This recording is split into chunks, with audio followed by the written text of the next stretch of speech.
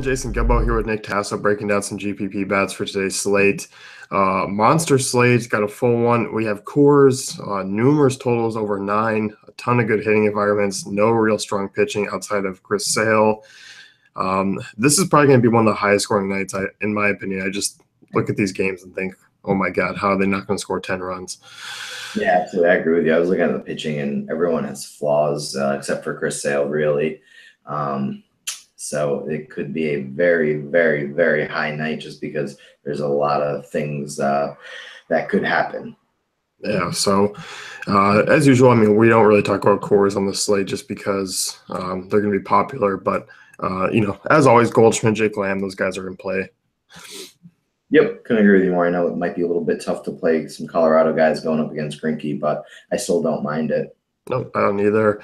Looking at catcher, this is a spot where I'm going to be trying to pay down. James McCann going up against Ariel Miranda. Miranda, fly ball pitcher, allows a decent amount of home runs to righties. Is allowed 13. I don't know about these Tigers bats in general, but I don't mind James McCann, even though he's hitting lower in the lineup at his price. Yep, I agree with you there. I think we always kind of, me and you always touch on McCann or Hicks, whoever is the righty coming out of the Tigers when they're facing a lefty at the catching position. So definitely agree with you there. There are some high-priced options, but I just don't think it's necessary to go that way for catchers. My top catcher per se would be Robinson Chirinos. 3 home runs and 24 at-bats against lefties this year. We all know Liriano is a very risky starter and has a lot of issues on most nights. Going in Texas, it might be a little tough for him now that the weather's starting to heat up. Yeah, no, I'm definitely with you. I look at Liriano. He's been either on or off. Wild guy, too. As far as other catching options go, I like Chris Herman's price on DraftKings. 3,800 is not bad. He struggled this year. He hasn't been quite the same last year, but this is a good spot against Marquez, who, just kind of your average right-hander. And I think in cores, given the fact that he's a lefty, I'll take a shot there. Absolutely. You can't really go wrong with that.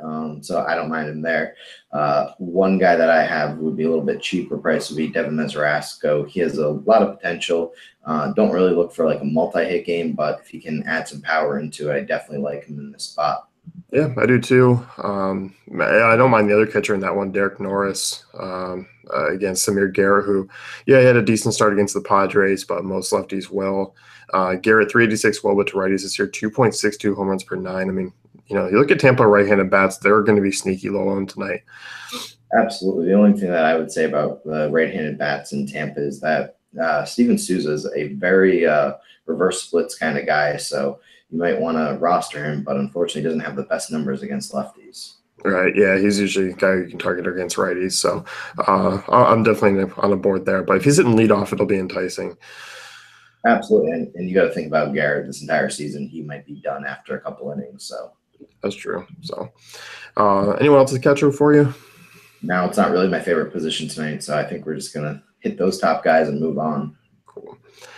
First base, this is a spot where you can get, I think ownership's going to be pretty spread out. I know you're looking at Cody Bellinger, who's coming off a big night, always has multi-home run upside. I mean, 21 homers already this year.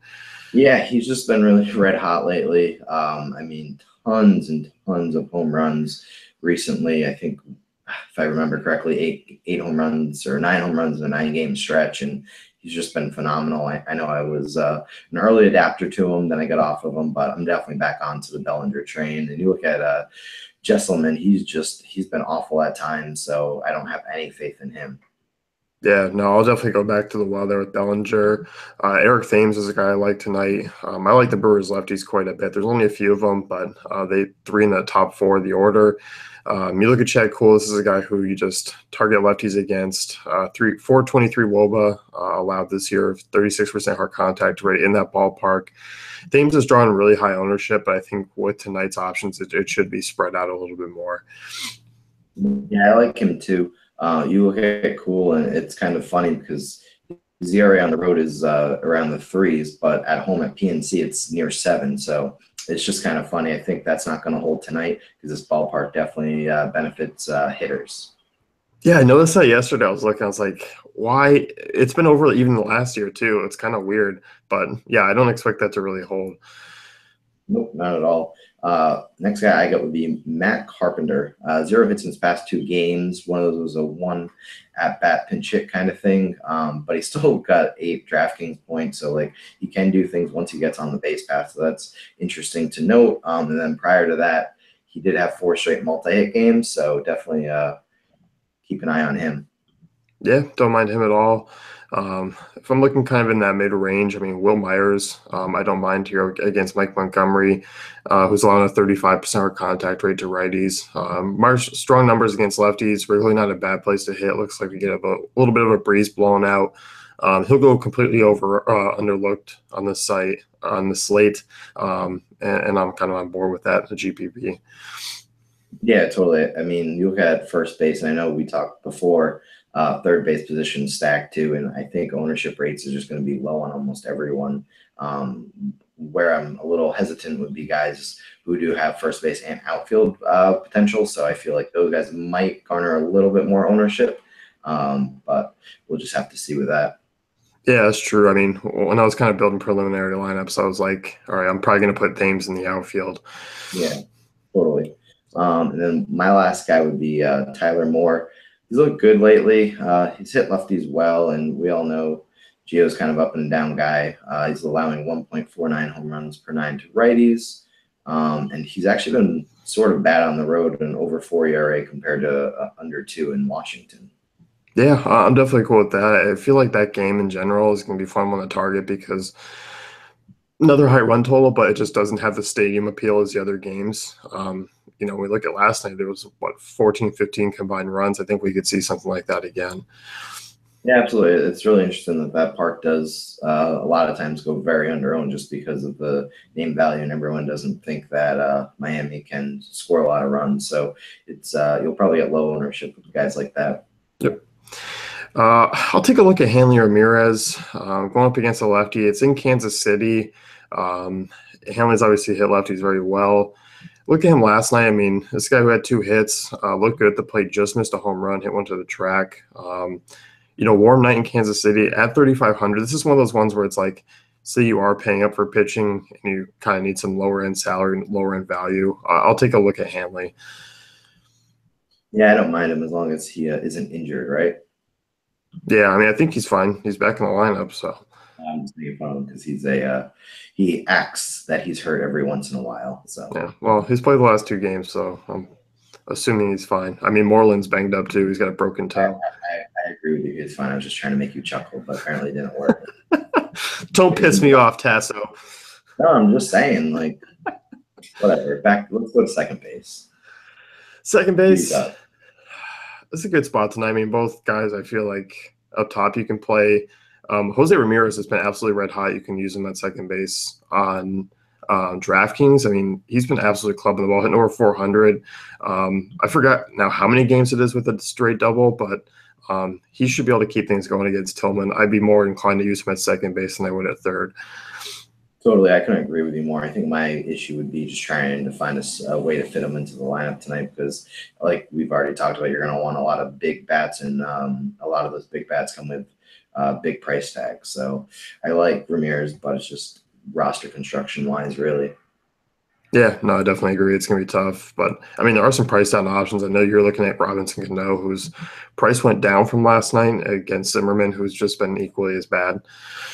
Yeah, and I think, oddly enough, his ownership is going to be pretty low because of the ballpark, and that Zimmerman's actually put together 3 somewhat okay games where he hasn't had a complete meltdown. So I think ownership for Seattle is going to be a little bit down tonight. But like I said, Cano's looked pretty good lately. He's obviously not having those huge historic home run games, but he's still kind of a consistent hitter, and I think you get him at the right ownership in a decent spot against Zimmerman. Definitely could do wonders for your team. Yeah, no, I'll definitely go back to the well there. Last night I was a little bit disappointed against Anibal Sanchez, but I have a quick mind. Brian Dozier I like here against the lefty. I love the Twins right-handed bats against Derek Holland. You look at Holland this year, 378 WOBA, over 40% hard contact rate, allowing a ton of home runs.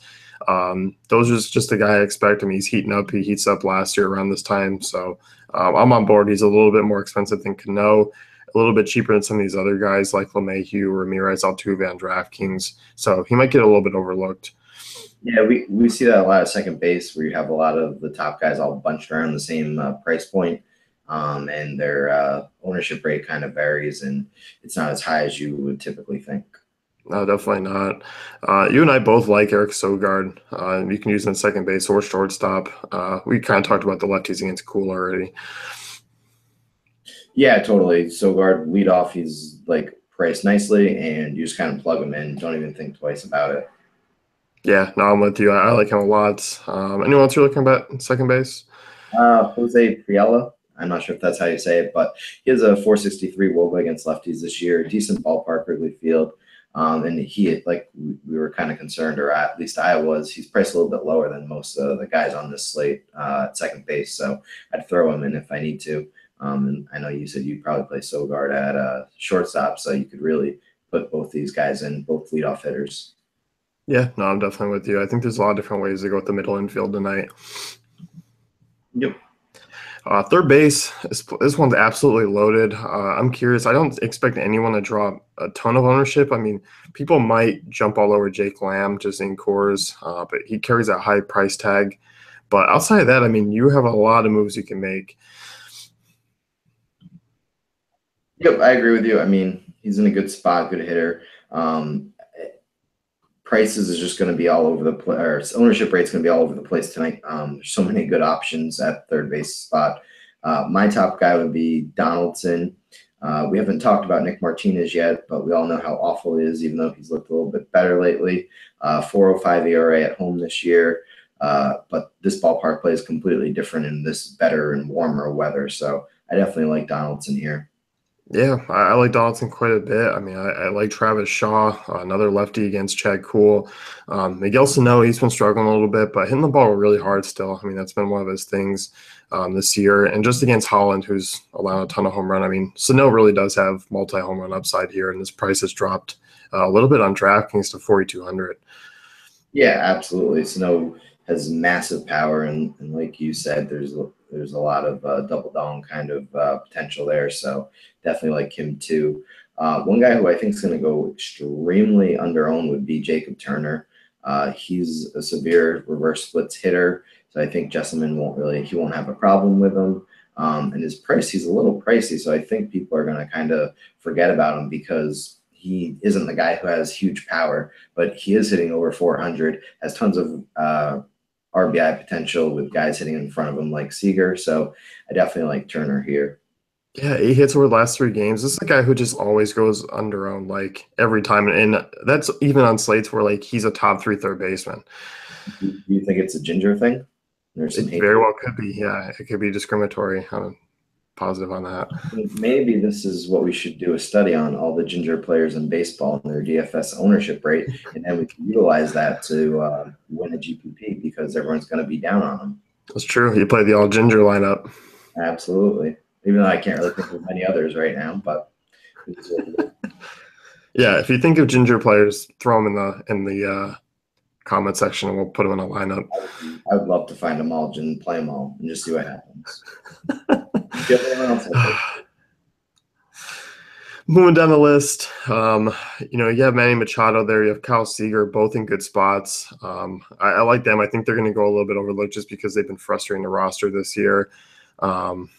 I'm going to have them. I'm going to have some exposure. I'm going to probably work them in and out of stacks would be my guess, with Baltimore stacks, with Seattle stacks, because outside of that, I just don't feel the need to go any lower than Kyle Seager on DraftKings or FanDuel. Yeah, totally. One other guy I do want to point out would be Maikel Franco. He has hit in 6 of his past 8 games. He's been off all year, though, but he does look like he's starting to turn it around a little bit. He's extremely cheap, especially for this slate. So kind of throw him in there, see what happens. Mike Leake, obviously, he has struggles every once in a while, but he has been good overall this year. But what I like is that it's a good hitter's park. So I think Franco could have a decent game. Sure. Yeah. I mean, it's a sneaky option. I mean, you want to talk about sub 5% ownership. I don't hate the move. And yeah, Leake's one of those guys who just relies on batted ball contact. Yeah, and in this ballpark, it might not work out. So, shortstop. This is a spot where I'm going to be trying to pay down a little bit. Carlos Correa is out there in Oakland. Corey Seager, I don't mind. A little bit expensive, but I think I'm going to move down here to like a Francisco Lindor, who I feel is nicely priced against Tillman. Yep, I agree with you. I do have Seager just because he is a great hitter. Obviously, he doesn't really always have the best games, and sometimes he only gets a couple hits here or there. But when he does have those explosion games, he goes all out. So I definitely like him here. One guy I wanted to point out would be Tulowitzki. Basically, everything I said about Nick Martinez still stands, and Tulo's price has been extremely low lately. So I don't mind throwing him in there and taking a couple stabs at him in multiple GPP lineups. Yeah, I like that Toronto Texas game, and I think it's going to be a good one-off game to target. And I think that range in general, because I know you like Dansby Swanson, who's been really actually sneaky good against lefties. Yep, 409 Woba against lefties this year. And Matt Moore actually has a 9.24 ERA on the road, which is very bad. It's great analysis. It's very bad. Yeah, it's just very, very bad. To be honest with you, Atlanta's been very hitter friendly, I believe, this year. Well, at least much more so than Turner Field has been. So I definitely don't mind him here. And Moore's really fallen off the map. The only thing that's been saving him has been AT&T Park, which is gigantic. No, I'm definitely with you. Okay. Checking. So, yeah. Anyone else you got first up? Yeah, I mean, I'll take a look and see what that Twins lineup looks like. If we get like an Eduardo Escobar or Jorge Polanco in the lineup, Escobar's a little expensive, but say Polanco's in there at 2.9, I'll consider him. Outside of that, I mean, Brandon Crawford, you can take a shot on. People are done with this Giants lineup, and obviously, I think if you played the Giants lineup against Ari Dickey and took some shots there, you're probably even more done with them. But you look at T-Ren against lefties, he's just continues to be bad. 385 low, but 38% contact rate. Brandon Crawford does have some power, and as you said, I mean, especially for left-handed hitters, that ballpark is very hitter friendly to lefties. Yeah, one thing I want to add in that game, I know we're way past first base, but Brandon Belt actually has pretty good numbers against Teheran in his career. He has 2 home runs against him and 12 at bats. I think he's like hitting like 530 against him. I think he has 7 for 12. So I wouldn't mind throwing Brandon Belt in there. Plus, like we said, first base is stacked, so you're going to get extremely low ownership on him. Yeah, you definitely are. And as we said, Sogard's also an option there at shortstop. Yep, totally. So looking at outfield, in terms of a pay up, I feel like this is a good Aaron Judge night. Just going up against a young, inexperienced right-hander back at home, where he's hit 15 home runs compared to the 8 on the road. He's hitting 400 at Yankee Stadium. I don't think that'll last, but you know what? Keep riding it until it ends because that is an enormous number. That and the home runs he's hit, 15 home runs is what, more than like the entire Red Sox team combined, most likely. But it is what it is. The kid's a beast, so I definitely don't mind paying up for Aaron Judge. I have a little issues paying up for Blackman just because last time Greinke was here, he was actually pretty serviceable. So I would probably stay away from that matchup. Plus, Harper has poor numbers against Edison Volquez. Yeah, I think I look at these top guys and like I think Judge stands out as my favorite.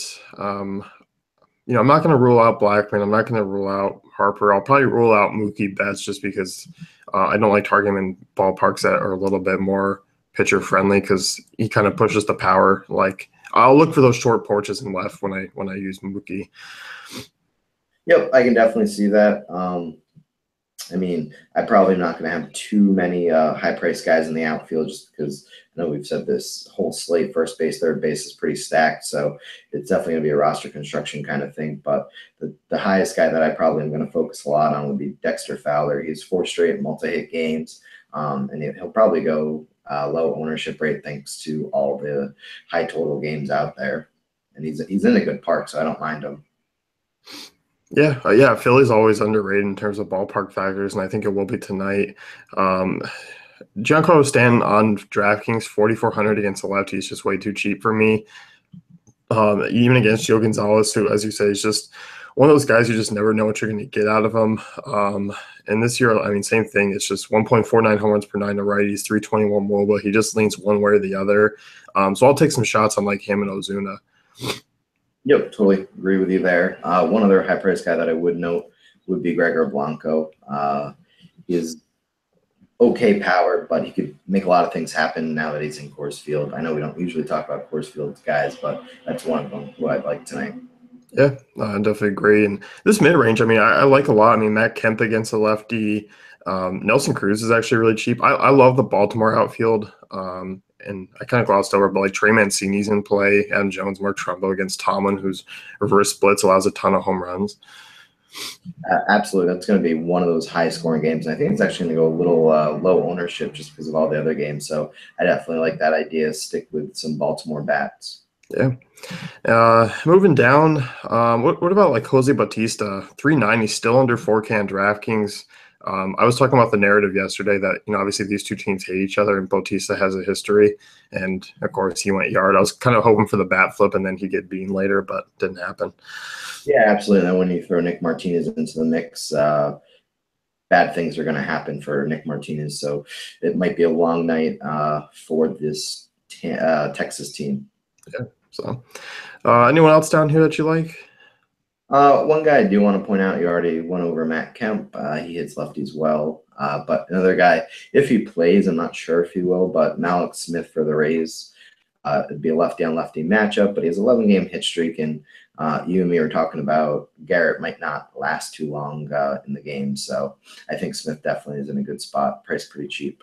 Yeah, I'm with you. And I think the further I drop down this list, I mean, Robbie Grossen, I don't mind at 3,400. Cole Calhoun's an interesting one. Pineda's been much better off at home, but I always liked looking at lefties in that short porch, and Pineda still is home run prone. Oh, absolutely. Every time I think of Pineda at home, it always reminds me of that time he got blasted on Sunday against Tampa Bay. This was last year, and it was awful because he came into the slate as the top pitcher, and it was not a fun Sunday. So it is what it is with Pineda. It's funny, I was looking at his numbers, and the second time around when he's seen someone in back-to-back starts, he's been much better, and he is going up against the Angels, who saw him just his last start out, and they kind of hit him pretty well. It's just funny that every time that it was the second start, it's only happened twice before, but it was funny that the second start was always at Yankee Stadium. So very interesting to me what Pineda is going to do tonight. Yeah, as you said, I think Kansas City was one of those teams where he struggled on the road, but then bounced back against them at home. And then Tampa, the first two starts this year. Yeah, so yeah, he's just one of those guys you just never know what you're going to get out of him. And I still think he's always going to be one of those guys, like even tonight he may go up like one or two solo shots, and I think Calhoun could be one of them. Yep, could definitely see that. And then the good thing about him is that he does have strikeout potential, so if he does give up a solo shot, I mean, he can easily get that to just negate itself. Yeah, definitely. So anyone else you want to mention here?